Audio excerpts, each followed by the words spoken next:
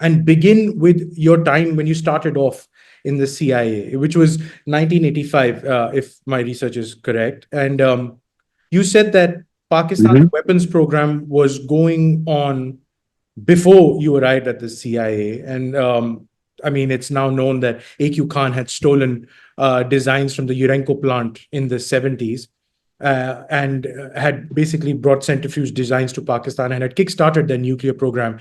So tell me what the nature of the intelligence was that you saw that led you to believe conclusively that they had achieved enrichment of uranium and had the bomb by the mid 80s.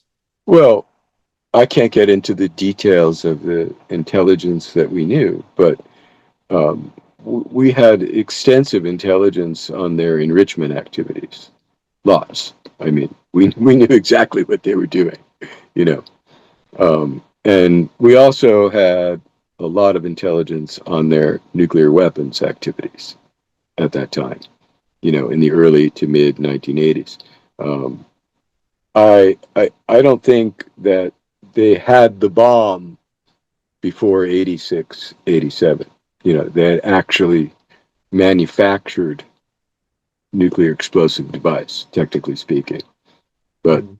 that's what they were working on. And you know, we had superb intelligence. I mean, we probably had better intelligence, at least in those days, okay, on Pakistan's nuclear weapons and enrichment activities than any other nuclear program in history.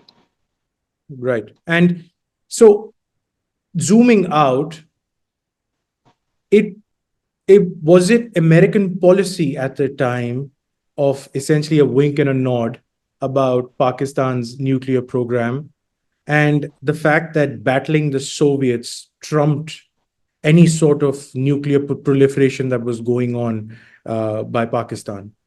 Well, I think that's a fairly accurate assessment. I mean, it all began under the Carter administration when I was at the Arms Control Agency Yes. in 1981, 82. Initially, as I said, we knew all about Pakistan's enrichment activities, etc., back in the late by 79 or 78. And President Carter put major sanctions on Pakistan initially. And then the Soviets invaded Afghanistan. And it's Zbigniew Brzezinski is the one who really started this mess, in my opinion.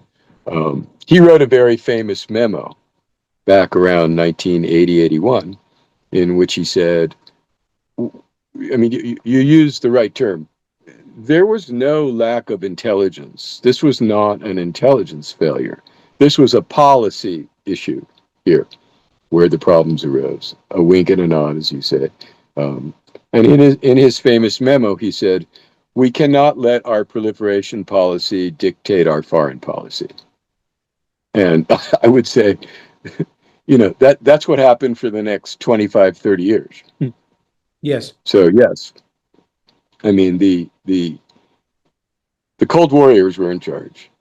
Um, Fighting the Soviets was the number one overbearing issue, and I think back in those days they were completely clueless as to the threat of Islamism, that um, a country like Pakistan obtaining nuclear weapons could pose a national security threat to the United States or our allies. Um, Yeah.